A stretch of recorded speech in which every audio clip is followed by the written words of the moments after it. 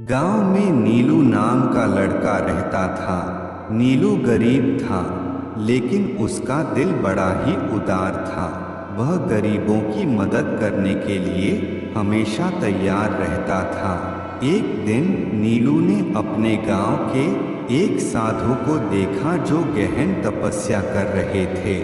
नीलू ने साधु के पास जाकर प्रणाम किया और पूछा, बाबा, आप इतनी कठिन तपस्या क्यों कर रहे हैं? साधु ने हंसते हुए कहा, बेटा, मैं इस तपस्या से आत्मा को शुद्ध कर रहा हूँ और मुक्ति प्राप्त करने का प्रयास कर रहा हूँ। नीलू ने सोचा, बाबा तो इतनी तपस्या कर रहे हैं, मुझे भी कुछ करना चाहिए। उसने तय किया कि वह भी तपस्या करेगा। नीलू ने अपने गांव के पास एक पुराना वृक्ष देखा जिस पर कुछ बर्फबारी के कारण पौधे सूख गए थे। उसने वहां जाकर उसे पानी देना शुरू किया। हर दिन वह उस वृक्ष के पास जाकर पानी देता और उसका ध्यान रखता। कुछ महीनों बाद वृक्ष में फिर से हरी भरी पत्तियां उगना शुरू हो गई। नीलू का दिल खुशी से भर गया।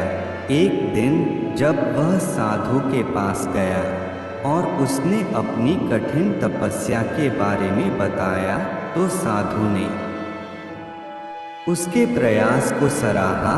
उन्होंने नीलू को सिखाया कि हर कार्य की महत्वपूर्ण भूमिका होती है और नेकी का फल हमें कभी न कभी जरूर मिलता है।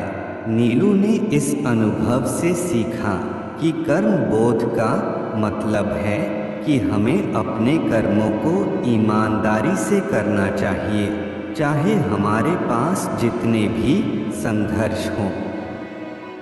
उसने अपने कर्मों में सच्चाई और ईमानदारी लाने का संकल्प लिया और देखा कि नेकी का फल कभी न कभी जरूर मिलता है। इससे हमें सीखने को मिलता है कि अपने कर्मों का दायित्व समझना चाहिए और सही तरीके से करना चाहिए, चाहे हमें उनमें संघर्ष का सामना करना पड़े। संदेश कर्म बोध का मतलब है कि हमें अपने कर्मों को समर्पण और समर्थन के साथ करना चाहिए। इससे हमें अंत में सफलता और आनंद मिलता है। यही आनंद जीवन में खुशी प्रदान करता है और दूसरों की दुआओं के पात्र बन जाते हैं।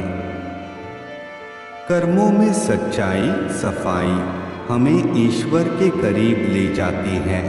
हम प्रभु के पात्र बन जाते हैं, जीवन आसान हो जाता है।